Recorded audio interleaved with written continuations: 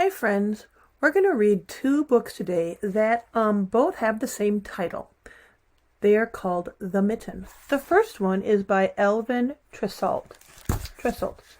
And I think that he retold the story because it is a Ukrainian folk tale.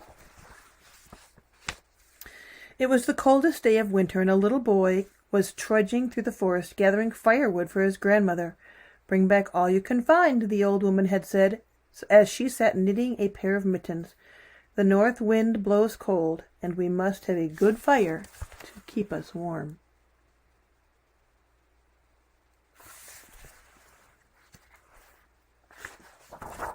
All morning the boy worked, picking up sticks until his sled was well loaded. Then a very strange thing happened. Just as he picked up the last stick, he dropped one of his mittens in the snow. Now, how a boy could do this on the coldest day of winter, I'll never know, but that's the way that my grandfather tells the story. Off he went with his load of wood, and the mitten was left lying on a snowbank. He is. The boy's up in the corner, and his mitten is right here. As soon as he went out of sight, a little mouse came scurrying through the woods. She was very cold, and when she spied the little boy's mitten with its feathery fur cuff, she popped right in to get warm. It was just the right size for a tiny mouse. Presently a green frog came hip-hopping through the snow. "Anyone home?" she asked, and when she saw the mitten, "Only me," said the mouse, "and come in quickly before you freeze." They had no sooner settled themselves snugly in the red wool lining when an owl flew down. "May I join you in the lovely mitten?" he asked. "If you mind your manners," replied the mouse, for owls always made her nervous. "And don't wriggle around too much," added the frog, "because it's a little bit tight in there." It wasn't long before a rabbit came down the forest path. "Is there room for me in that nice warm mitten?" asked the rabbit. "It's awfully cold out here."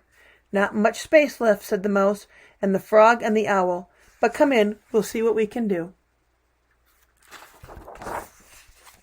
Even before the rabbit had gotten herself tucked in, a fox trotted up to the mitten, and after a good deal of trouble she got herself in along with the others. The mouse was beginning to think maybe she shouldn't have been so generous, but with the bitter wind outside, what else could she do?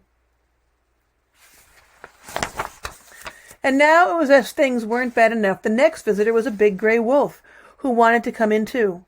"I don't know how we'll manage it," said the mouse, "but we'll try," and everyone moved around a bit, and finally the wolf was squeezed into the mitten. It was very crowded by now, but at least it was warm. Things had gotten arranged nicely when the animals heard a great snorting. It was a wild boar, and he was very anxious to get out of the wind. "Oh dear," said the mouse, for the mitten was already beginning to stretch a little. "We just don't have any more room." "I'll be very careful," said the boar, and with that he squinched himself into the mitten, along with the mouse and the frog and the owl and the rabbit and the fox and the wolf. "I know this is so because my grandfather told me." But the worst was yet to come, for who should appear now but a bear? He was very big and very cold. "No room! No room!" cried the animals, even before the bear had a chance to speak.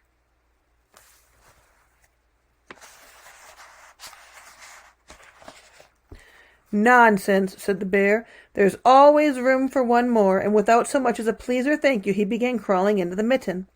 He put his paw in first, and the mitten creaked and groaned. He put his other paw in, and one of the seams popped, and then took a deep breath and pushed himself in. While all this was going on, along came a little black cricket. She was very old, and her creaky legs ached with the cold.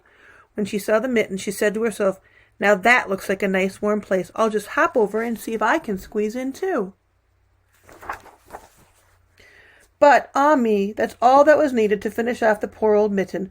The cricket had no more than put her first scratchy foot inside, when with a rip and a snap the stitches came apart, and the old leather cracked, and the soft red lining split in half, popping all the animals into the snow. Well, at that very moment the little boy discovered that he had only one mitten, so back he went to see where he might have dropped the other one.